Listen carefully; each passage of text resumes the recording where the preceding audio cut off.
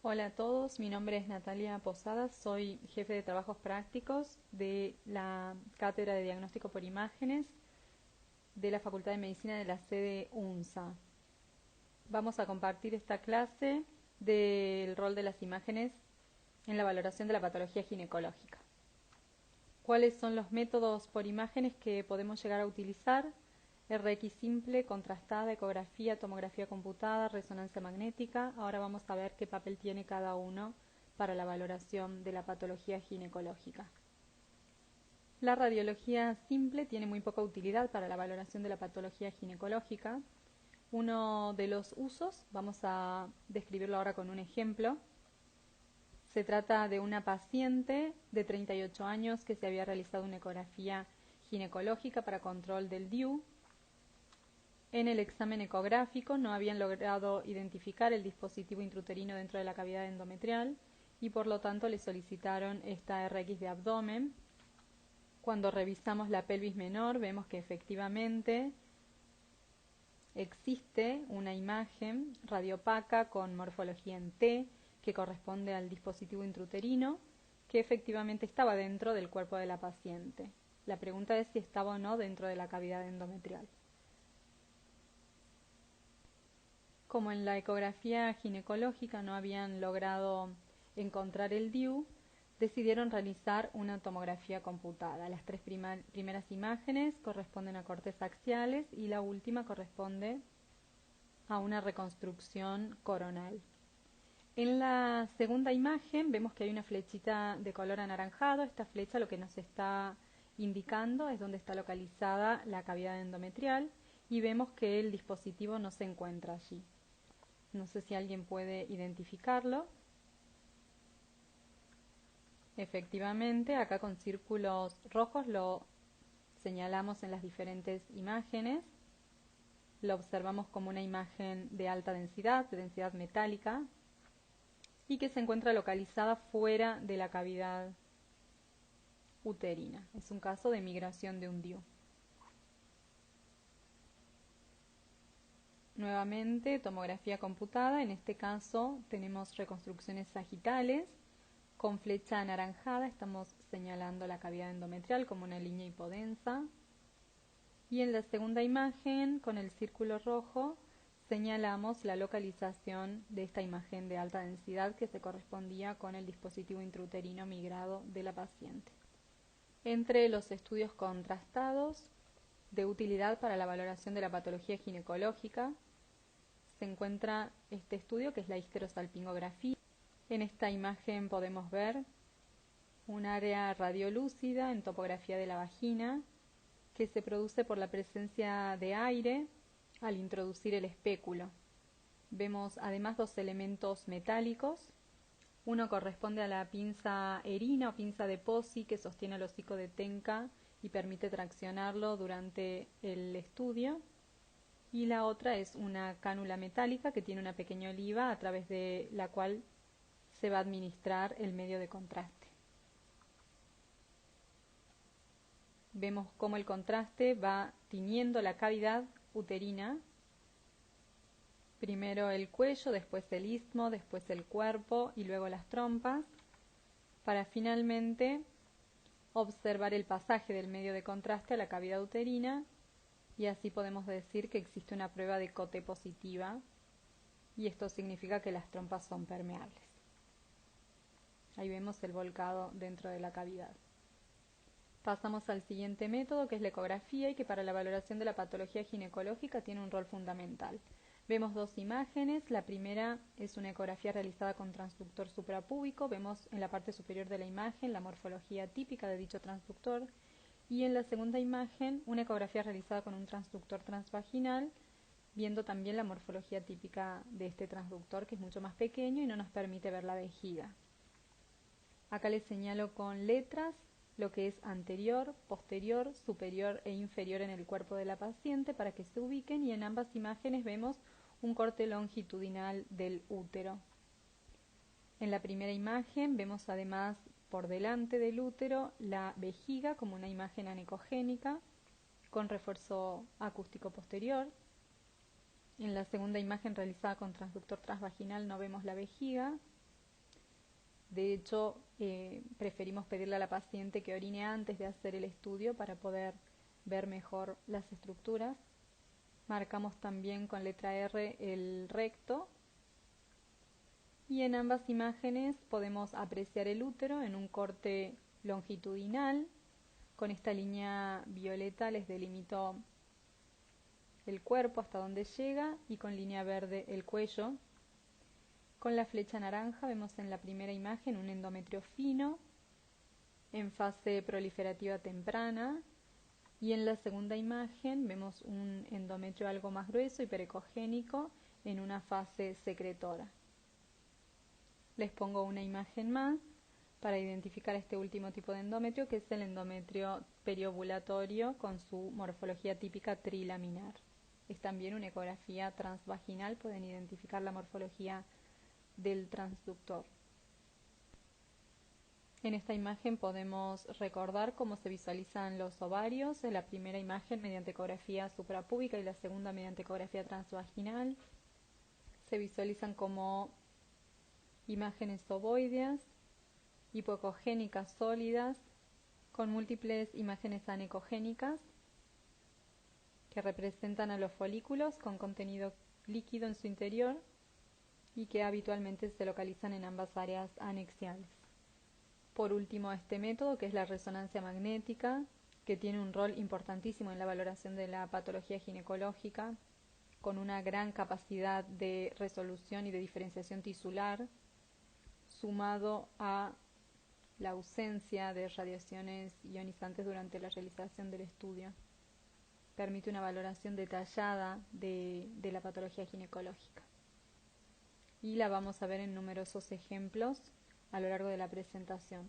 Esta secuencia es una secuencia T2. Vemos que el líquido tanto de la vejiga como el líquido cefalorraquídeo son hiperintensos, siendo la secuencia T2 una de las más importantes para valorar la pelvis femenina. Luego de esta breve introducción vamos a empezar a desarrollar brevemente la patología ginecológica más frecuente, empezando por las malformaciones congénitas. Las malformaciones uterovaginales congénitas derivan de un defecto en la formación, fusión o reabsorción del tabique de los conductos de Müller en los diferentes pasos del desarrollo embrionario. Son entidades clínico-patológicas causantes de problemas en la fertilidad y tienen una prevalencia aproximada en el grupo de pacientes en edad fértil entre un 21 y un 67% según diferentes series. Su forma de presentación más habitual consiste en la existencia de amenorrea primaria e infertilidad. Y un 25% aproximadamente del total de casos se ha asociado con alteraciones renales o urológicas. En esta diapositiva repasamos brevemente la clasificación de la Sociedad Americana de Fertilidad. En el grupo 1 están las hipoplasias o agenesias, en el grupo 2 el útero unicorne, en el grupo 3 el didelfo, en el grupo 4 el bicorne, en el grupo 5 el septado, en el grupo 6 el arcuato y en el grupo 7 las malformaciones relacionadas con dietilestilbestrol, que es un estrógeno que se utilizaba antiguamente para prevenir abortos, partos prematuros u otras complicaciones del embarazo y que aún está disponible en algunos países en desarrollo. Este estrógeno se relacionaba con la aparición de anomalías del aparato genital. Dentro de los estudios por imagen iniciales de las anomalías uterovaginales congénitas se encuentra la histerosalpingografía. Se considera el gold standard para evaluar la permeabilidad tubárica. Además, aporta información importante respecto a la morfología de la cavidad uterina. Sin embargo, no delimita el contorno externo del útero, y esto es una limitación. Siendo otra limitación importante de este tipo de estudios la presencia de radiación ionizante en pacientes jóvenes. Este primer ejemplo, ¿qué les parece? ¿Es un útero normal o tiene alguna anomalía? Vemos que existe una sola cavidad uterina con morfología alargada, con la presencia de una sola trompa, que es la izquierda, que se encuentra permeable. Este tipo de anomalía se denomina útero unicorne. Y vemos que esa única trompa permeable presenta una prueba de COT o de COT positiva unilateral izquierda. Es decir, que está permeable. Vemos otro ejemplo de histerosalpingografía. ¿Qué les parece esta imagen? Vemos que se opacifican dos cavidades uterinas que tienen una morfología fusiforme, alargada. Se ven dos trompas con prueba de COT o de COT positiva bilateral, es decir, que esas dos trompas están permeables. Este tipo de anomalía se denomina útero bicorne. Nos ayuda a identificarlo el reconocimiento de dos cuernos divergentes y un ángulo bicornual mayor de 110 grados.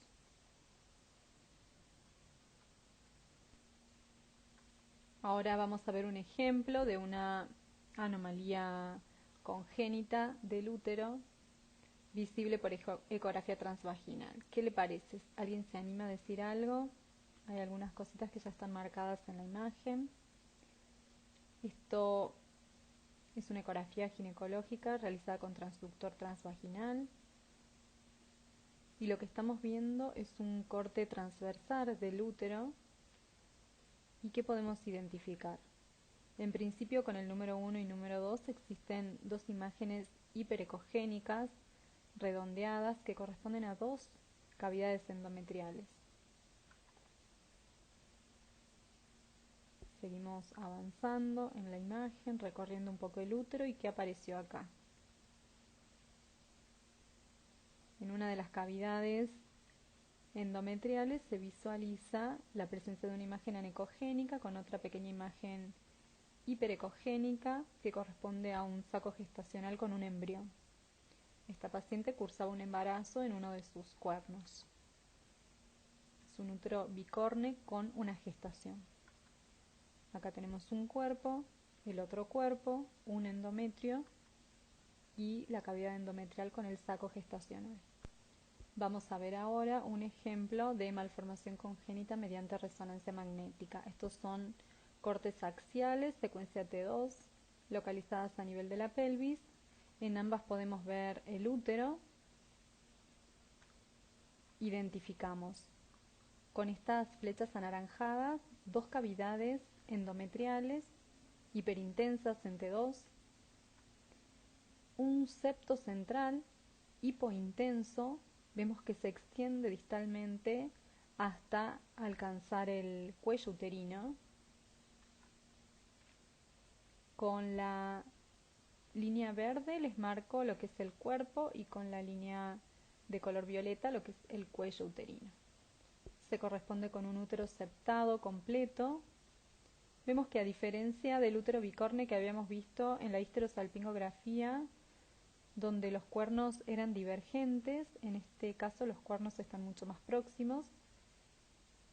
En la resonancia además podemos evaluar la superficie externa del fondo uterino, que usualmente es convexa, pero puede ser en algunas ocasiones plana o ligeramente cóncava, pero menor a 1 centímetro.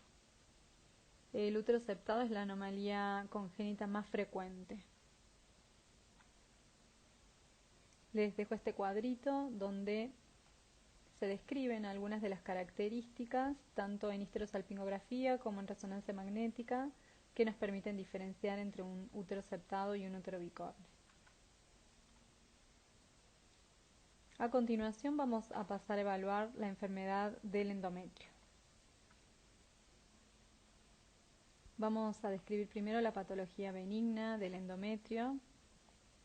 En este caso les muestro una paciente con hiperplasia endometrial. Sabemos que la hiperplasia endometrial se caracteriza por una proliferación excesiva del endometrio con una proporción mayor entre glándulas y estroma respecto al endometrio normal.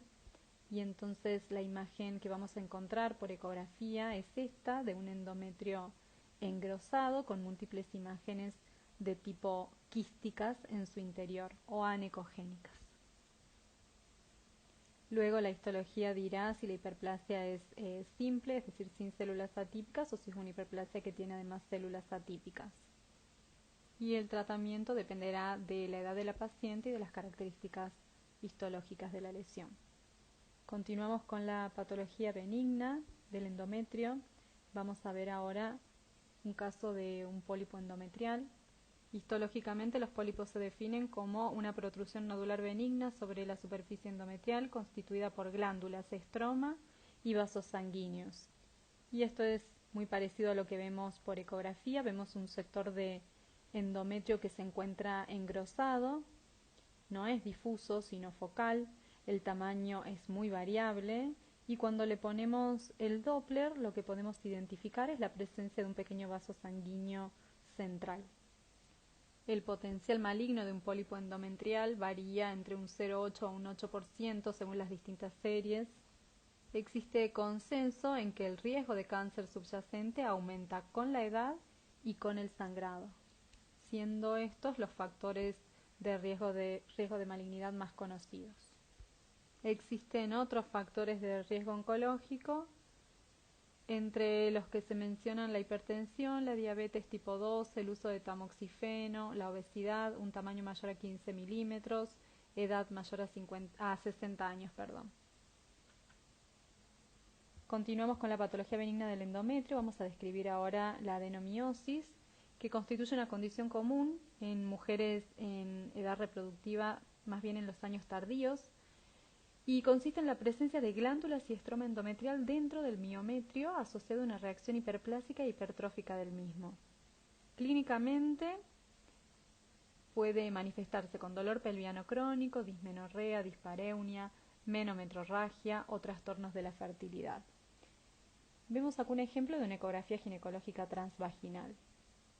La primera impresión que tenemos es de un útero con un aumento difuso en su tamaño, globuloso, pero no vemos la presencia, no identificamos miomas.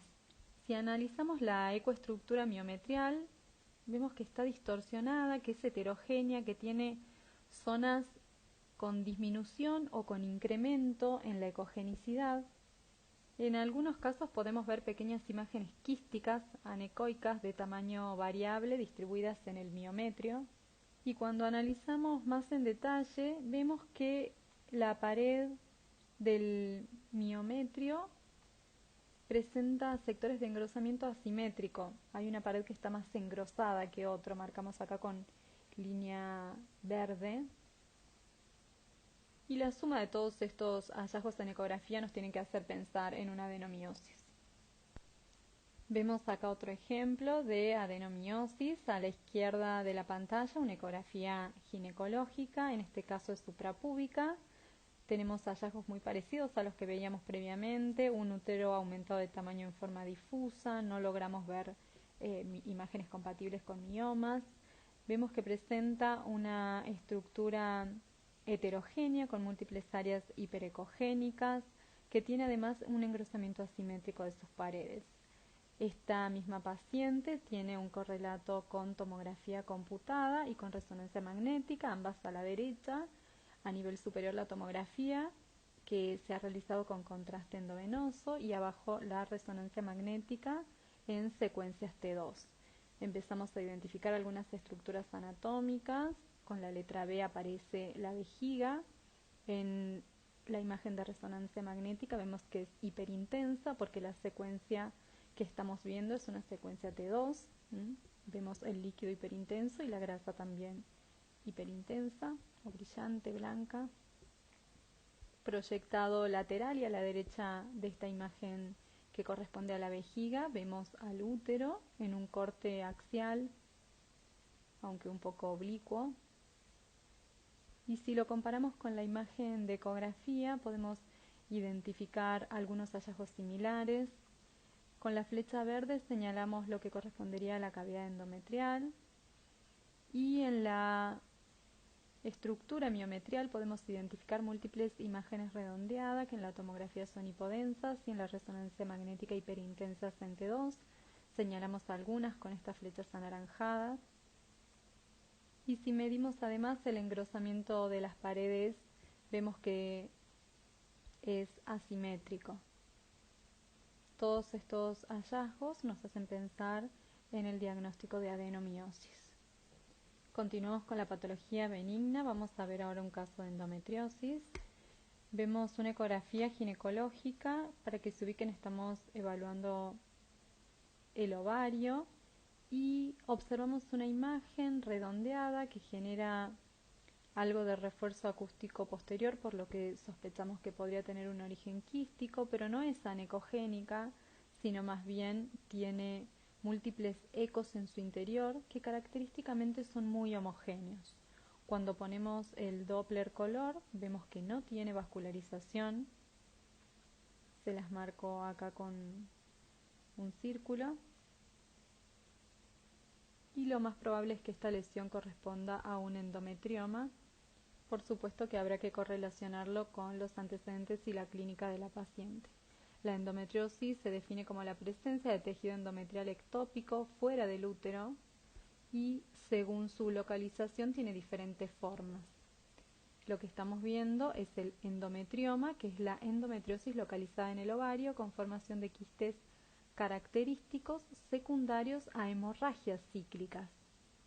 Estas hemorragias son las que definen la presencia de estos ecos internos. Vemos otro ejemplo de endometriosis, en este caso evaluado por resonancia magnética.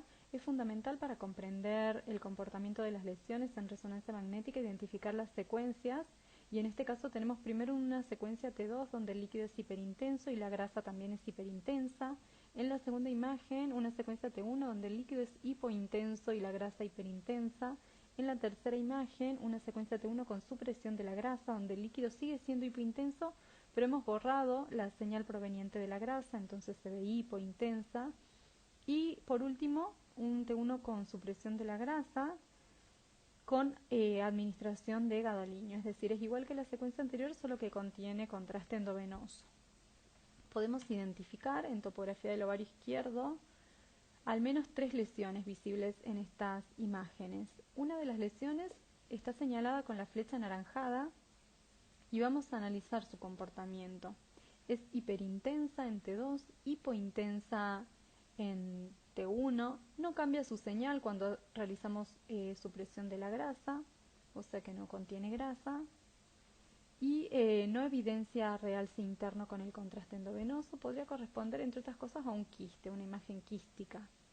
Pero las otras 2 lesiones señaladas con la flecha verde vemos que son ligeramente hipointensas en T2. En la secuencia de T1 vemos que es hiperintensa. Cuando realizamos la secuencia T1 con supresión de la grasa, vemos que persiste con la misma señal, es decir, que no tiene un componente graso. Si esta lesión fuese grasa, en la secuencia T1 FATSAT, que es la tercera imagen, deberíamos ver que pierde su señal, así como pierde la señal el tejido celular subcutáneo, por ejemplo. No es el caso de esta lesión, y además tiene el mismo comportamiento que otra pequeña lesión señalada también con la flecha verde en un sector lateral izquierdo. Existen pocas sustancias que muestran una señal hiperintensa en T1 FATSAT, es decir, en la tercera imagen existen pocas sustancias que manifiestan esta señal blanca o hiperintensa en T1 FATSAT. Una de esas sustancias es la sangre. Estas imágenes con contenido hemático corresponden a endometriomas ováricos y la secuencia T1 FATSAT es bastante característica, ¿sí? Si bien tienen también ciertos signos en otras secuencias, la secuencia T1 FATSAT, cuando vemos imágenes blancas en los ovarios en esta secuencia, tenemos que pensar en endometriomas.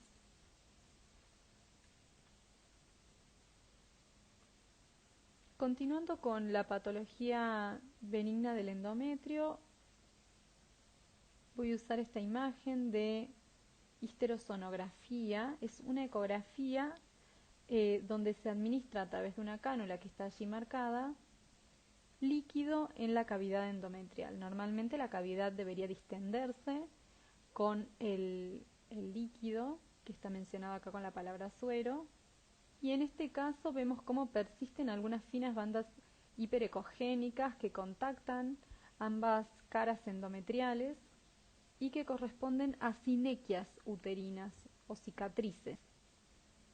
Lo más común es que sean cicatrices post-legrado, pero pueden ser también posteriores a una EPI, por ejemplo. En este caso vemos también sinequias uterinas. Este es un estudio especial de histerotomografía. Es una tomografía computada donde se administra contraste dentro de la cavidad endometrial de manera similar a una histerosalpingografía, aunque un poco menos invasiva. Y vemos señalados con pequeñas flechas negras imágenes que se comportan como imágenes de defecto de relleno en la cavidad que corresponden a pequeñas cicatrices o sinequias. A la derecha de la pantalla, una reconstrucción tridimensional de este estudio. Este también es otro caso de una sinequia uterina visualizada por histerosalpingografía. Vemos cómo se rellena de material de contraste la cavidad uterina, pero existe una pequeña imagen de defecto de relleno lineal en el cuerpo uterino del lado derecho cercano al cuerpo que correspondió a una sinequia uterina. Vamos a hablar ahora un poquito de patología maligna del endometrio, en este caso de cáncer de endometrio. El cáncer de endometrio es la neoplasia ginecológica más frecuente en los países desarrollados. La mayoría se diagnostican en mujeres posmenopáusicas entre 55 y 65 años. Solo el 25% se presentan en mujeres premenopáusicas y el 5% en menores de 40 años. Se trata de una neoplasia que produce síntomas hasta en sus estadios más precoces, por lo que la mayoría se detectan en estadios iniciales al causar sangrado vaginal, que es el principal síntoma. Existen dos subtipos, un tipo 1 que es estrógeno dependiente, que es el más común y que tiene mejor pronóstico. Suelen ser de bajo grado y de tipo endometrioide, y puede desarrollarse como progresión de una hiperplasia, típica en menor medida o atípica con mayor frecuencia. Y este es el subtipo que en general se asocia a mujeres obesas, diabéticas, nulíparas, hipertensas o que tienen menopausia tardía porque es estrógeno dependiente. El tipo 2 es no estrógeno dependiente, tiene un peor pronóstico, no tiene relación con la hiperplasia endometrial. Suelen ser subtipos histológicos como el adenocarcinoma seroso, células claras u otros carcinomas de alto grado nuclear. En esta ecografía transvaginal vemos un endometrio marcadamente engrosado, heterogéneo. Si le ponemos el Doppler podemos observar que tiene vasos en su interior. En resonancia magnética, en estas secuencias T2, a la derecha vemos un plano sagital, mientras que la imagen de la izquierda de la pantalla corresponde a un axial del endometrio. No es una axial a la pelvis, sino una secuencia especial que se hace axial al endometrio. Y lo que podemos identificar en estas imágenes es que en el interior de la cavidad endometrial existe un tejido que muestra una señal isointensa en T2, homogénea. Vemos que no hay extensión hacia el miometrio, lo cual es un punto muy importante en la estadificación del cáncer de endometrio. El cuello uterino y la vagina son normales, no hay extensión. Tampoco se ven en estas imágenes adenopatías pelvianas ni lesiones omentales. Este es un caso de un cáncer de endometrio estadio 1A. Otras veces el cáncer de endometrio puede manifestarse, como en este caso, como una gran masa heterogénea que ocupa casi toda la cavidad uterina, con señal heterogénea, con algunos sectores levemente hiperintensos en T2, en otros sitios vemos algunas áreas de tipo quísticas o necróticas. Vemos que la lesión se extendía hacia el cuello uterino, lo señalamos con la flecha de color verde. La flecha anaranjada señala además un área de solución de continuidad en la pared vaginal posterior, ahí la vemos nuevamente, y vemos que compromete a la serosa uterina. Todos estos son datos importantes que debe recibir el médico tratante que hacen a la estadificación de la paciente.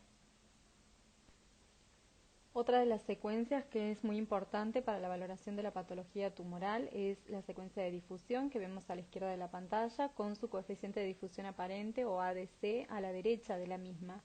Vemos que la lesión en estudio tiene restricción en difusión. Esto significa que es hiperintensa en difusión e hipointensa en ADC debido a su alta celularidad. Y otra de las secuencias sumamente importantes para la valoración de la patología tumoral es el contraste endovenoso. Recuerden que las secuencias de contraste endovenoso en resonancia magnética se estudian con T1 con supresión de la grasa. En este caso vemos como la lesión endometrial presenta múltiples áreas que realzan con el contraste endovenoso, como la señalada con la flecha verde, mientras que hay otras áreas, como la señalada con la flecha naranja, que no evidencian casi realce y que podrían traducir la presencia de cambios necróticos. Vamos a pasar ahora a estudiar la patología benigna del miometrio, empezando por los miomas uterinos. En esta imagen vemos que existen dos lesiones redondeadas, radiopacas, ligeramente heterogéneas, proyectadas en la pelvis menor. Cuando realizamos la tomografía computada vemos que se encuentran en topografía uterina y lo más común es que se trate de miomas calcificados. Los miomas uterinos son los tumores ginecológicos más frecuentes en las mujeres, presentándose hasta en el 30% de las mujeres en edad fértil. Histológicamente son tumores benignos compuestos por proliferación de fibras musculares lisas con escasa atipía celular y bajo número de mitosis, asientan sobre el miometrio y muestran bordes bien definidos y una pseudocápsula. En función del tamaño y su localización, la clínica de las pacientes con miomas es muy variable. En muchas ocasiones el diagnóstico de miomas uterinos es casual, estando las pacientes asintomáticas, mientras que cuando presentan síntomas los más frecuentes son sangrado uterino anómalo. Esto en general se ve con los miomas de localización submucosa. O puede haber síntomas derivados del efecto de masa que ejercen sobre las estructuras pélvicas, como por ejemplo síntomas urinarios o dolor. Esto se ve más en los miomas subserosos de gran tamaño. Y otro motivo de consulta puede ser la infertilidad, también más relacionada con los miomas submucosos. Esta es la clasificación FIGO de los leiomiomas según su localización, del 0 al 8. El 0 corresponde al mioma submucoso de crecimiento intracavitario, que tiene además un pedículo. El 1 es el mioma que tiene menos del 50% de su crecimiento intramural, submucoso. El 2 es también un mioma submucoso con el 50% o más de crecimiento intramural. El 3 corresponde a un mioma 100% intramural, pero que contacta con el endometrio. El 4 es un mioma intramural. El 5 es un mioma subseroso que tiene el 50% o más de crecimiento intramural. El 6 es un mioma subseroso que tiene menos del 50% de crecimiento intramural. El 7 es un mioma subseroso pediculado. Y la categoría 8 es para otro tipo de leiomiomas, como por ejemplo el cervical.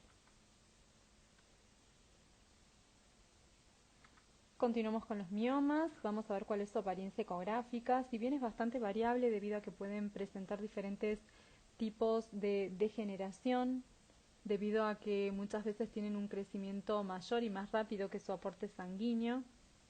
Y este tipo de degeneración a su vez puede ser de diferente etiología, como una degeneración hialina, quística, mixoide, degeneración roja, degeneración grasa. y va a hacer que varíe la apariencia de los leiomiomas en los diferentes métodos.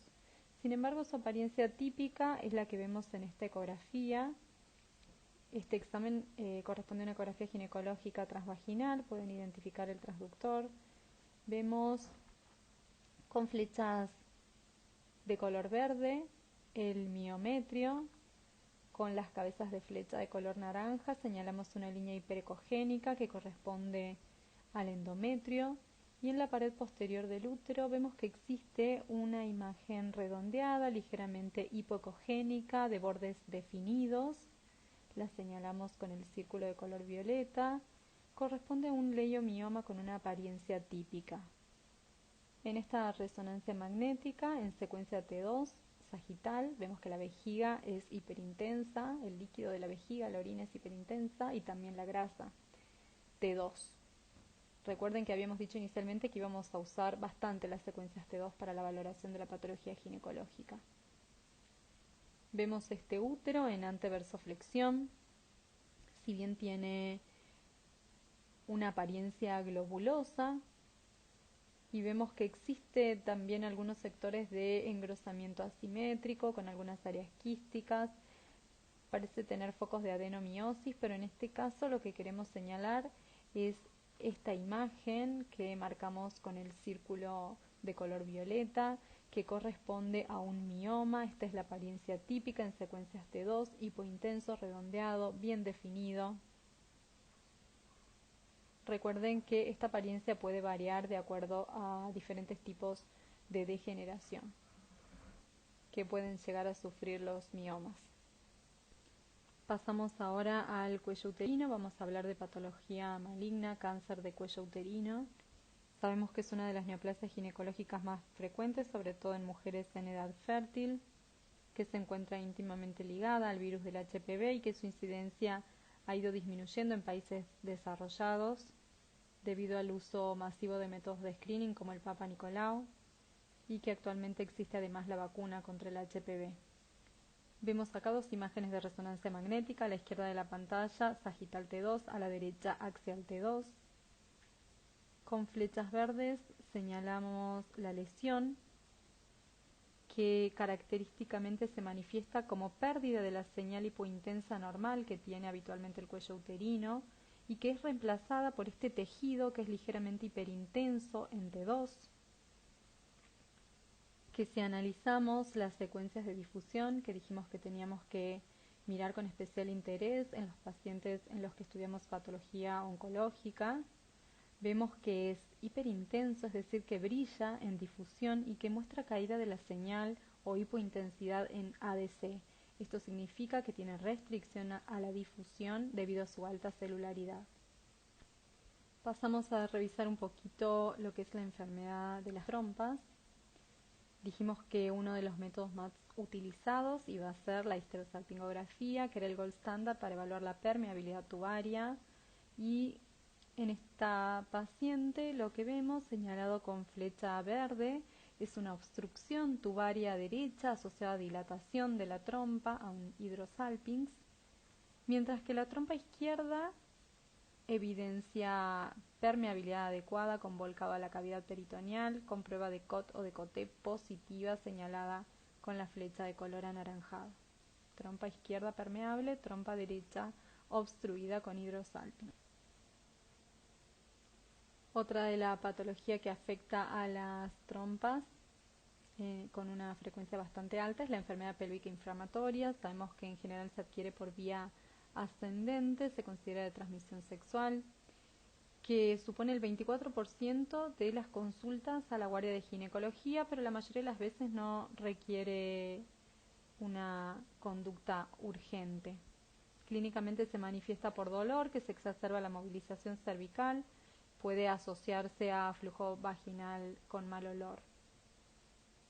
En estas imágenes de resonancia magnética, a la izquierda de la pantalla, secuencia T2, a la derecha, secuencia T1 con supresión de la grasa con gadolinio, vemos una imagen tubular hiperintensa en secuencia T2, hipointensa en secuencia T1, hasta ahí podríamos pensar que quizás tiene contenido líquido. Vemos que tras la administración de gadolinium evidencia paredes gruesas que realzan con el contraste, pero cuando vamos a mirar las secuencias de difusión vemos que la lesión es hiperintensa en difusión e hipointensa en ADC, es decir, existe restricción a la difusión debido a que presenta un componente purulento, en este caso un Pio-Salpinx en el contexto de enfermedad pélvica inflamatoria. Pasamos ahora a la patología de ovario. Empezamos con la patología benigna. Vamos a hablar primero de torsión anexial o torsión de ovario. La torsión anexial supone el 3% de las urgencias ginecológicas. Puede tratarse de una torsión completa o incompleta, con mayor o menor grado de compromiso vascular en función de la tensión sobre los vasos del pedículo torsionado. En los casos graves, la viabilidad del ovario puede estar comprometida si no se instaura un tratamiento rápido. El compromiso vascular suele ser inicialmente venoso y linfático y luego se produce la detención del flujo arterial. Es decir, que un examen Doppler con flujo arterial no descarta completamente la posibilidad de una torsión anexial, tanto por esto que explicamos recién como por la posibilidad de una torsión incompleta o intermitente. Lo que vamos a encontrar generalmente es un ovario aumentado de tamaño, el estroma ovárico puede estar heterogéneo, puede haber áreas hiperecogénicas con sectores de hemorragia, otras áreas hipoecogénicas por edema o por necrosis, el ovario puede estar en una situación anómala. Algunas veces en el Doppler se puede identificar el pedículo vascular torsionado, identificándose un signo de remolino. Puede haber también líquido libre en estadios avanzados. En este ejemplo que les muestro a continuación vemos una ecografía ginecológica suprapúbica. A la izquierda de la pantalla vemos el ovario derecho y a la derecha de la pantalla el ovario izquierdo. ¿Qué diferencias hay entre uno y otro? Principalmente el tamaño del ovario. El ovario derecho es mucho más grande respecto al ovario izquierdo. Además muestra un estroma bastante heterogéneo con algunas áreas hipo y otras hiperecogénicas. Algo que tienen en común los dos ovarios es que tienen folículos aumentados de tamaño. Esto se debe a que esta paciente estaba realizando un tratamiento de fertilidad con hiperestimulación ovárica. Además de la diferencia en el tamaño de ambos ovarios, siendo el derecho mucho más grande que el izquierdo, vemos que hemos puesto el Doppler en los dos ovarios y vemos que en el ovario derecho no existe flujo, mientras que en el ovario izquierdo el flujo está presente, confirmándose la sospecha de torsión anexial derecha en el contexto de hiperestimulación ovárica. Continuando con la patología benigna del ovario, vamos a ver las lesiones quísticas. Vamos a empezar con este ejemplo, con una ecografía suprapúbica, con letra B señalada la vejiga, con letra U el útero, y proyectada hacia el área anexial derecha se visualiza una imagen redondeada, medida aproximadamente 40 milímetros, de paredes finas, es anecogénica con refuerzo acústico posterior. La paciente estaba asintomática. Esta imagen es compatible con un quiste funcional de tipo folicular.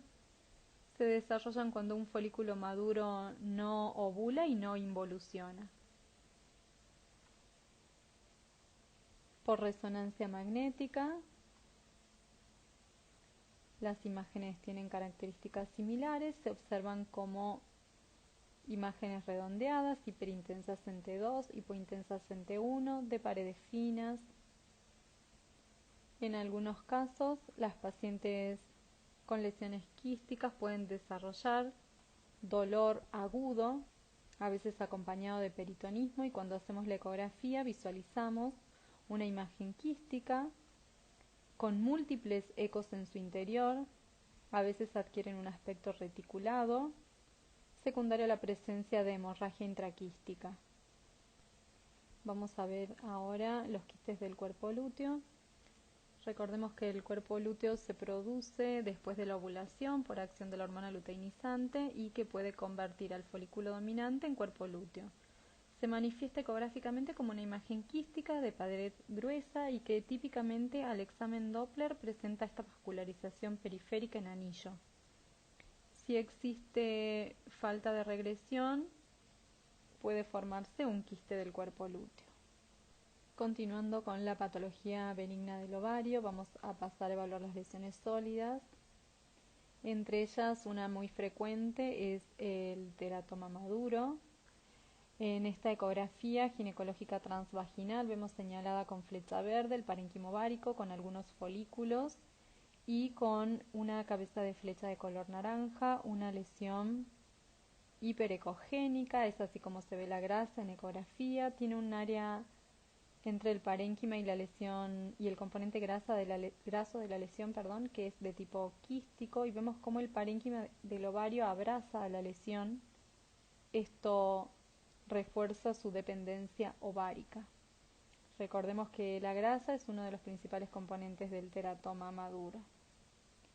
Otra forma de presentación es con la presencia de estas imágenes redondeadas o esferas flotantes en el seno de una lesión quística. También teratoma maduro.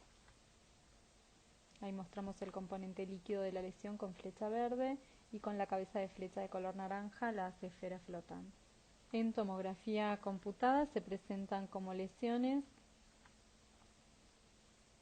en general bastante heterogéneas y que presentan típicamente un componente graso. Si medimos las unidades Hanfield al nivel de donde nos señala la flecha, podemos comprobar el origen graso de la lesión. Acá tenemos otra imagen ampliada también de tomografía computada. Señalamos con flecha verde el componente graso de la lesión y esta lesión tiene además un componente calcificado. A veces puede corresponder también a la presencia de dientes en el teratoma. Respecto a la patología maligna del ovario, les dejo la tabla IOTA, que es un criterio de correlación clínica ecográfica para distinguir entre masas anexiales benignas o malignas, y propone poner puntajes a cada uno de estos hallazgos, tanto clínicos como ecográficos. Incluye la edad, la presencia de ascitis, si es que encontramos una papila vascularizada, un diámetro del componente sólido de la lesión en milímetros, si tiene paredes irregulares, sombra acústica, si hay antecedentes familiares de cáncer de ovario, terapia de reemplazo hormonal, diámetro máximo de la lesión, dolor durante la evaluación, tumor de aspecto sólido, y en base a esto evalúa la posibilidad de malignidad de dicha lesión. También propone las reglas B o las reglas M. Las reglas B o de benignidad dice que para considerar benigna a una lesión debe incluir al menos una de las siguientes y ninguna regla M. Las reglas B son lesión unilocular, presencia de componentes sólidos donde el mayor tiene un diámetro menor a 7 milímetros, presencia de sombra acústica, tumor multilocular de bordes regulares con diámetro menor de 100 milímetros, sin señal Doppler color. Y las reglas M que dicen que para considerar maligno debe incluir al menos una regla M que incluye tumor sólido irregular, presencia de ascitis, al menos 4 estructuras papilares, tumor sólido multilocular de bordes irregulares con diámetro mayor a 100 milímetros, señal vascular muy intensa, puntaje color Doppler 4. En este caso vemos por ecografía una lesión quística con un gran componente sólido de tipo papilar que se correspondió con un cistoadenocarcinoma de ovario de tipo papilar. Vemos acá un ejemplo de cáncer de ovario por resonancia magnética. La flecha verde señala la lesión primaria localizada en el ovario derecho con áreas quísticas de tabiques gruesos con múltiples sectores sólidos. La flecha de color violeta muestra la presencia de lesiones sólidas a nivel del peritoneo compatibles con implantes. La flecha de color naranja evidencia la presencia de ascitis. La flecha de color verde claro muestra además un nivel líquido-líquido en el componente ascítico a nivel posterior, que podría traducir la presencia de un líquido más denso en el sector declive, podría ser sangre u otro tipo. Mostramos acá con flecha roja el colon sigmoides con múltiples imágenes diverticulares. Esta es una paciente con un cáncer de ovario avanzado que tenía además lesiones metastásicas a nivel del hígado. Así es como se ve un cáncer de ovario por tomografía computada. Vemos en la imagen de la izquierda de la pantalla una gran lesión predominantemente quística, polilobulada, con algunos finos septos internos que se señalan con la flecha verde. No sé si llegan a verlos, se ven como unas finas imágenes lineales ligeramente más densas, pero en otros sectores los septos impresionan gruesos, con áreas sólidas, como por ejemplo esta señalada con la flecha de color violeta. A la derecha de la pantalla vemos además la presencia de ascitis y de estas imágenes sólidas señaladas con la flecha roja, compatibles con implantes peritoneales. Bueno, hasta acá hicimos un rápido repaso de algo que es muy amplio, que es la patología ginecológica. Espero que les haya sido de utilidad. Gracias por su atención y quedo a su disposición.